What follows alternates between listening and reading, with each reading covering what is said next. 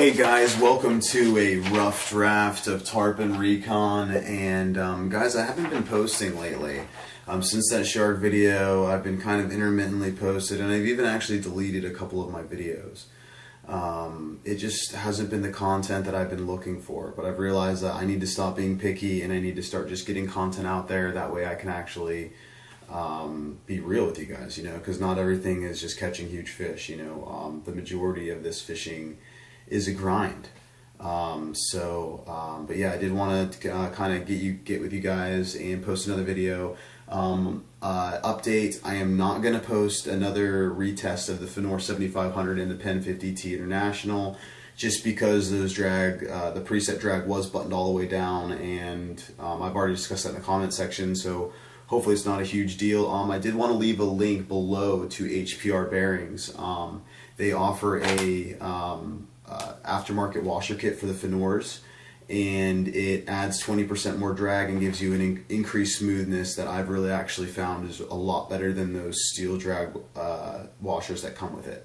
So something for you guys to check out if you guys are kind of looking for something like that. But for all you Fenor fans out there, I did want to show you guys my new baby. A lot of you guys have been wondering how we finished up 2016 after we caught that big shark, and truthfully, it really got us going. We were really stoked. That was the first big fish that we had connected with out of maybe 4 or 5 trips doing it, and hooking one other giant fish prior to that. So we were really stoked and really high on it. Unfortunately, Hurricane Matthew came in and really kind of shook things up and messed the seas up. But we did manage to get a couple more days out there, and I realized that for this next upcoming year that I was going to definitely need to up my game if I really wanted to catch that monster shark, was to catch the biggest shark and to catch it in the least amount of time. A lot of people think that big game shark fishing is all about being egotistical and all that, and for me it's just simply the challenge.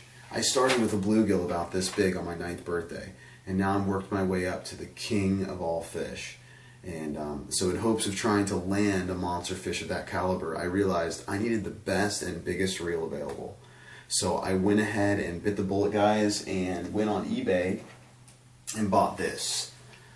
This is a Fenor old 12-aught and 2-speed, really cool reel. And it, guys, it is just it's a dream come true for us.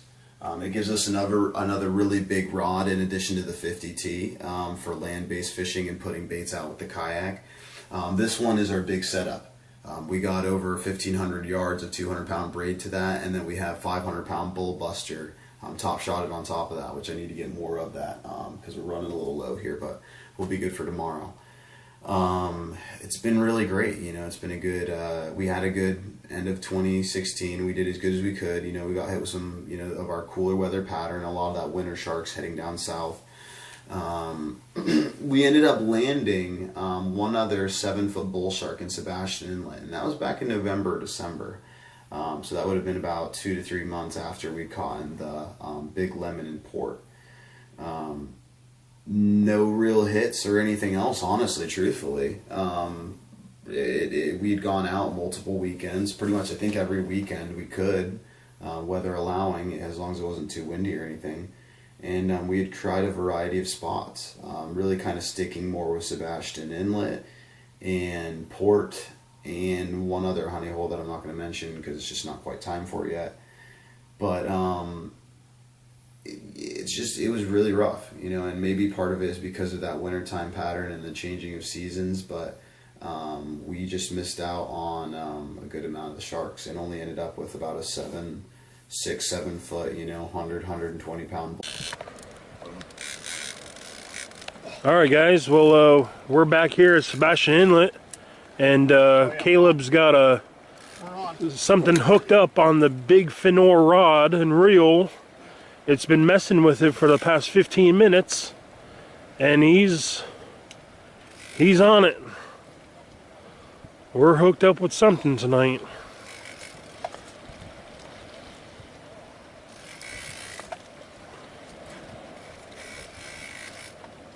Oh yeah. You feel him on there? Yeah. Fuck yeah, bro. Yeah, have a seat. There he is. Have a seat. Jesus Christ. Is he pulling in? Oh, this one's gonna be big. This is a big fish, Get the big ladies light. and Get the gentlemen. big light on me. Get the big light on me now. Thank you. Cool. Oh no. He's in the other rig, I think.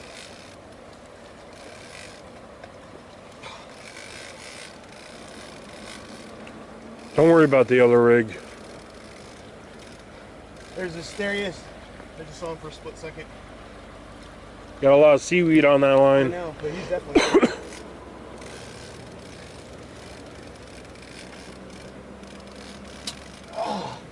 Keep going, bro. You're doing good. We're gonna land this motherfucker.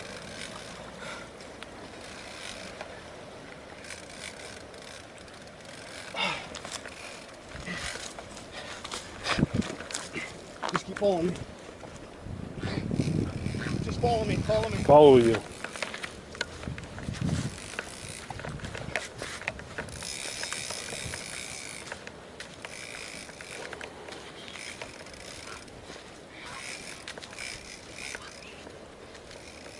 What we got?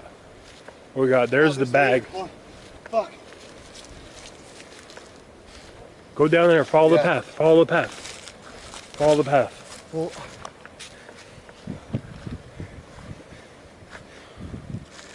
he's right there. Get on down there. Here you gotta. Put down.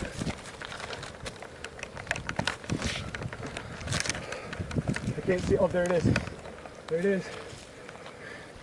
Big shark or something. Or is it a grouper? Shark. Shark. Nice one. Oh yeah, bro. Oh, we got a nice fucking shark. All right, hold on. 6 to 7 foot. Here. Since he can't break us, and since I don't want to fuck up here, I'm gonna let him actually do that. Walk him back down to our spot. No, I gotta get the gloves though. It looks like a bull too. Here, you're totally strong enough to come hold this. Just come hold the line here. Put the rod down. Yeah.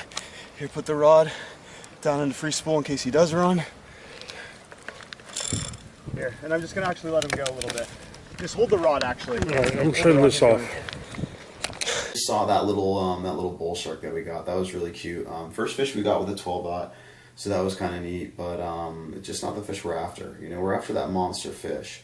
That bull shark was cute and definitely a nice morale booster on the night, especially after getting just utterly destroyed in the kayak. We had gone out to Satellite Beach earlier that day, where I had attempted to put a bait out in whitewash conditions and just absolutely got flipped 6 times. 6 times, lost my headlamp, had to dive in for it, grab it. Broke my headlamp that night, which is why I was so aggressive to Sean, asking him to turn that light on, because my light was broken and I wasn't able to use it. But yeah, so that was a nice little bull shark, and really it was a nice morale booster for that particular night. But after that, we had actually just pretty much skunked out 2016 after that bull shark. The bull shark didn't end up even getting a good picture of it, so I didn't post on my Instagram. I didn't get a really necessarily too good of a video, so that's why I kind of waited till now to kind of have some other content to put it in and to put it into perspective. But yeah, that was a nice little shark and a mean little guy too. He was a scrappy little guy, but ate the full stingray, and it was very interesting. We did learn this, and it'll come into play later on, as you guys will see. But that stingray and that bull shark attacked that stingray from behind, even though it was dead. You know, we had him, and we had him hooked there too, as well as we butt hooked this stingray this time. This was a dead stingray frozen, but we butt hooked it, and it was very apparent that these sharks are always attacking a stingray from behind. Which, for me, I always thought that since they have a barb, maybe they would attempt taking a stingray with the barb. You know, like maybe eating him head first, kind of like you would a normal fish with a dorsal fin and a spine. But it was very apparent that those bull sharks and all sharks in general are always hitting from the rear. So, how did we end up 2016? I got to stick to my notes here. I'm kind of getting off on tangents. Okay, so I've talked about the reel. We've actually upgraded our camera also, guys. We're using a Sony a6000, which is what you guys are seeing now. I am still going to be using the Sony HDR ASV15, whatever it's called, a GoPro equivalent, Sony basically. I am still going to be using that for some action shots and water shots and things like that. So there is still going to be some footage utilized from that, but I did want to get a clearer camera for better pictures and better night video. So you guys are actually watching right now on that A6000. I talked about the bull shark, and then how's the new year started for us? Well, I did talk about how, you know, the 2016 ended in a skunk. We literally were out there at Sebastian Inlet with the new year coming in. Seas were really calm, or actually really rough that day. We were hunting down a good piece of beach all day that day to try to put our baits out. And we had started, that day, I believe we had started at, trying to think where we started that day. I think we initially went right to one of our spots in Melbourne, and then saw it was kind of rough there, went to Sebastian, and actually off of that South Jetty it was actually really, really nice and calm. And the tide was going out, which is when you want to do it, to put your bait out there. But Sean was really weary of some of the snook fishermen and shark fishermen. He didn't want to put a bait out there and concentrate our efforts out there, which is where we've had our biggest hit probably of yet to date, or one of our biggest hits out there off Monster Hole. But we opted to stay in the riverside, just west of the bridge, and just fishing in the river, like how we got that bull shark. We ended up, you know, welcoming the new year, looking at fireworks over in Melbourne, hearing them in Vero, and welcoming the new year with the skunk, basically. And just, yeah, it was dead out there. Eventually, when the tide switched again back to low, the bait started moving and stuff like that. A lot of fishermen showed up. I'm probably sure it was a decent night. But yeah, it was just a complete awful skunk. We attempted to salvage the trip and go north to Satellite Beach at around 1:30, 2 a.m. and skunked out there as well. So we had made it home, really just defeated and distraught. But you know, we were up by 12 o'clock the next day. And when we woke up, we were already organizing a trip a little bit more north of the Cape to another beach area called Playa Linda, where we were able to, you know, we knew the seas were calm. Usually that place is always really, really rough. It's a great beach for surfing. Even on a calm day, there's always some really big waves out there on those outer bars. So I knew it was going to be a calm day, so I was like, let's check it out. Ended up meeting Sean at the boat ramp, picking up some stingray. We saw some people catching stingray right there in the boat ramp, and we ended up getting those. And we ended up immediately heading out to Playa Linda to see what we could hook up with. Once we got there, we were welcomed with really good, nice seas and a low tide.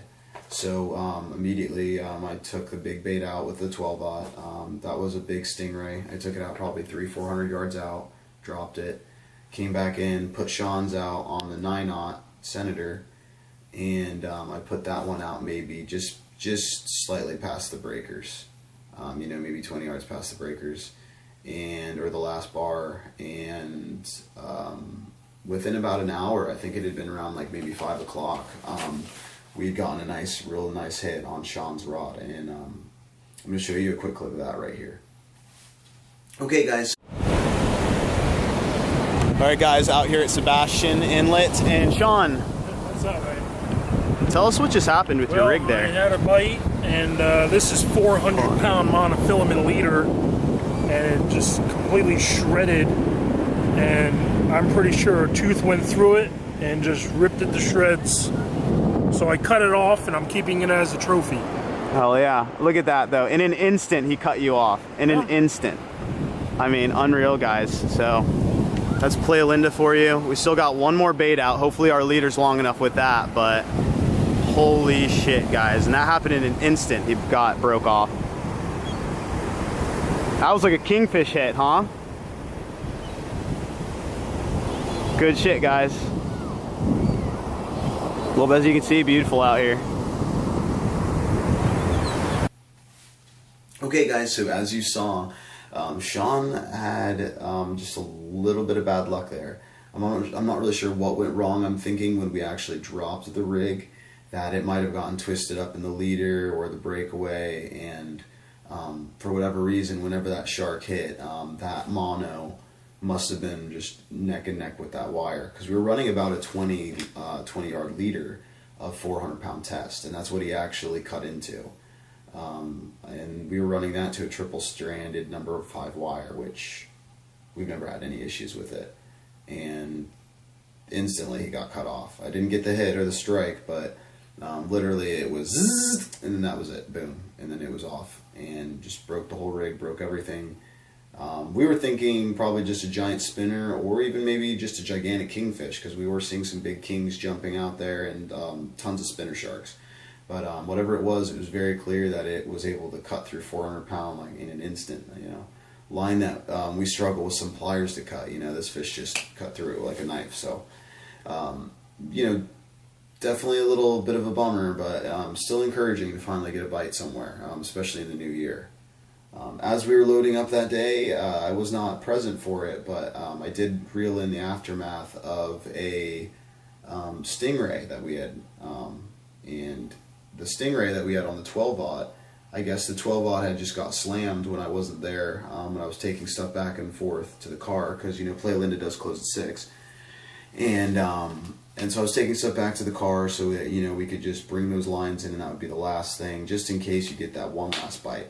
And sure enough, as I was bringing my chair, Sean's holding my rod, I come back, he hands me the rod, I bring it in, and I end up bringing up a just completely chewed apart and half of a stingray.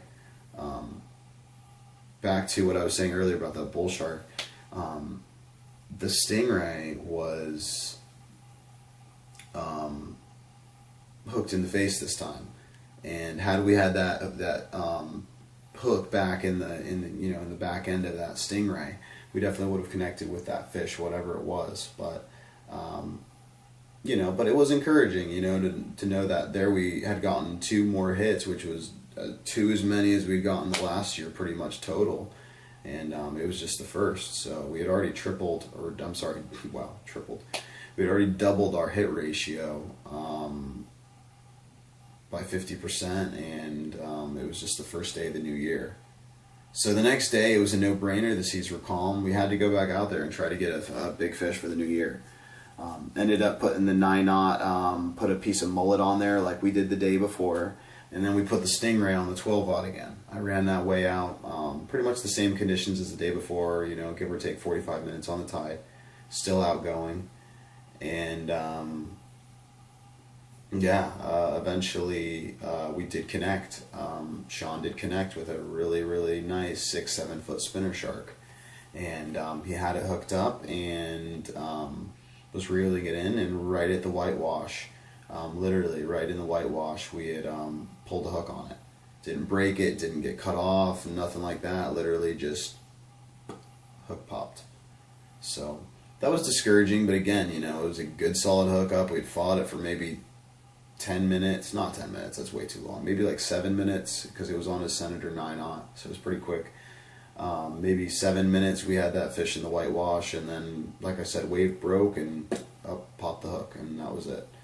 So the stingray got touched by something really small. I mean, it just had some little, almost like fork marks in it. So something had kind of looked at it or whatever, but nothing big or worthwhile. But I was still confident that was one of the better spots. There we were with 3 hits now in just 2 days. Actually 4 hits if you want to count the little stingray hit that we had.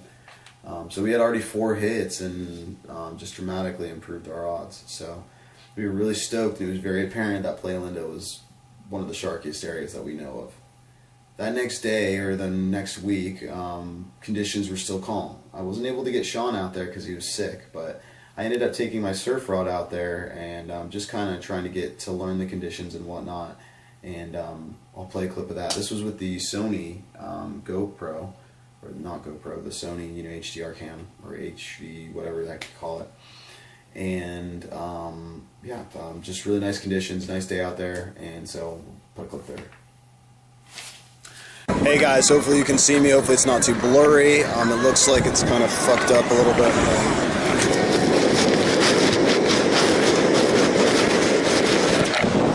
Okay guys, hopefully that's a little bit better. So I just saw my first spinner shark out thousands of yards out that way, probably not 1,000 yards because I can't even see that far. So, but the ocean's really calm today, and I'm seeing some dolphins. I've seen some bluefish just even in the surf here. So hopefully, as this tide comes up and the sea kind of staying down a little bit, there has been some big waves, but as the sea stays calm, there's a lot of birds, there's a lot of bait, a lot of bluefish in the surf. So hopefully we'll get something here. We'll see. You guys just saw that clip of Playa Linda. Yeah, so the surf fishing wasn't very effective, which is really weird. You know, I was seeing huge kingfish jumping. I saw an occasional spinner shark jump. Saw dolphins, a lot of bluefish in the surf. But it just didn't amount to anything, you know, and that's just the way it was. That was the 7th. Today is the 21st. So today, believe it or not, is my first day getting back out and dropping a bait. So today is going to be the day. We're going to be hitting Jetty Park today, just simply because the seas are up a little bit more than our ideal. I've flipped tons of times. It's no fun flipping. We haven't fished there in a while. Apparently they're open from 5 till 11. So we're going to try to fish the whole time. Jetty Park can be really dead in the day, and it can be really dead at night. So it's very. Once again, I do want to thank you guys for watching and listening to me rant on. I did want to remind you guys that anytime you guys are out there fishing, pick up some trash. You know, whenever I'm out there fishing, I always take a trash bag with me, and I pick up as much trash as I can. Take your line with you. Throw the line away. Throw other people's trash away.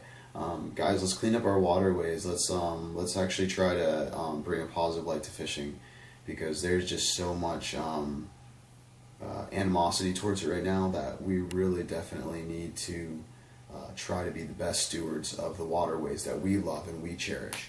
So not just for the fish, but also for just the overall well-being, you know. Don't litter, pick up your trash, simple stuff, guys. But hey, thanks for watching, and yeah, check out a couple of these clips, and we'll catch you next time.